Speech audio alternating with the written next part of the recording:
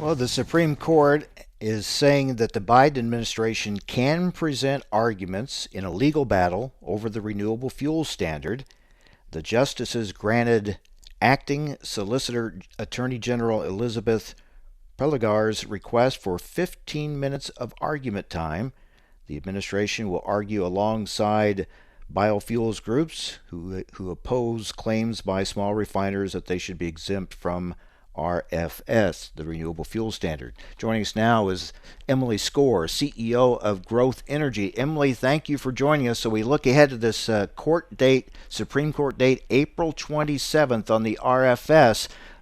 It's an important case, of course. Many wondered why the Supreme Court is even taking it on. Is that a bad sign for the biofuels industry? How do you view the fact that it's even going to the Supreme Court? Well, first of all, Mike, great to talk with you again. I don't think that we should read too much into the fact that the Supreme Court took this up. What's more important is that the industry has a very strong case. The 10th Circuit had a very good, clean decision that was unanimous. And so, from where we sit at Growth, we are not one of the respondents in the case.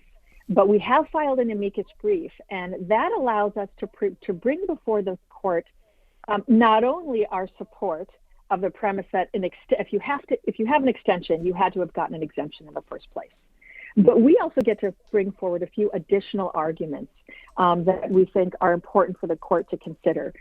One is with respect to deference to the agency, and the other important one is we need to make sure that we have a remedy. It's not enough for the court simply to affirm the 10th Circuit decision. What we also want for them to do is say, okay, EPA, now you need to go back to the refineries and you need to make good on this so there's an actual remedy for the economic impact that the ethanol industry has suffered. So maybe a resolution to this issue once and for all.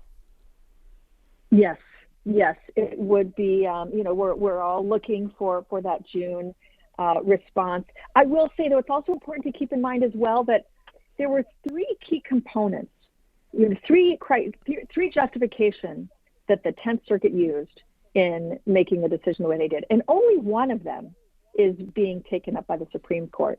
So regardless of what the Supreme Court does, you still have these two other arguments. One of them is that the harm must be related to the RFS compliance.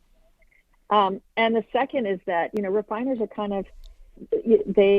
they're overstating their alleged burden because the cost of compliance is reflected in the market-wide price of the product. It's passed along to the value supply chain. So this argument could go on for a while. But this is an important step coming with the Supreme Court case. Let me ask you about a couple of other issues. The Biden administration's infrastructure plan talked a lot about electric vehicles, but really not biofuels. What do you take from that? It's we're obviously disappointed. You see a $2 trillion infrastructure plan that does overlook the really important and critical role that biofuels can play. So it's a missed opportunity. We know, the president campaigned on a platform of using every tool at his disposal to promote and advance renewable energy and ethanol and other biofuels. So we are taking this conversation to Congress. Congress is the one that's going to have to pass the legislation. And so we, as Growth Energy, we actually just finished 2 weeks of a virtual fly-in. We met with 85 offices in 14 different states, educating our champions on things like how to make sure biofuels are included in any infrastructure plan or legislation that they consider. So we look forward to the conversation. It's really going to take place with Congress, and we'll continue to make sure we're educating the administration and Congress at the same time so that anything moves forward recognizes biofuels. We are a readily available and affordable tool in the toolbox, and we've got to be used alongside with all of the other options that government has to reduce greenhouse gas emissions. Meanwhile, another round of CFAP payments are going out, or sign up for assistance. Biofuels to be included in this one, but do we have any details on how that will work? So We don't yet have the details. We know that biofuels are included in the $6 billion as part of the Consolidated Appropriations Act, and so we saw an announcement coming out from USDA a few weeks ago. We are grateful that this is something Secretary Vilsack has taken up so early on in his term, and this is really important. It's a light at the end of the tunnel, and it's going to help jumpstart the rural economies as we look at the year anniversary of the shutdown of our economy.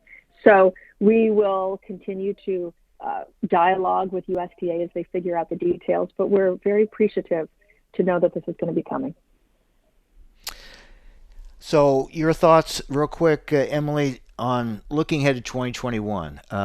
We mentioned the infrastructure. You hope to get some things included in there for biofuels. It seems like this should be a great opening, an opportunity with this push on climate policies to include biofuels in this. I mean, we have the industry right here ready to go.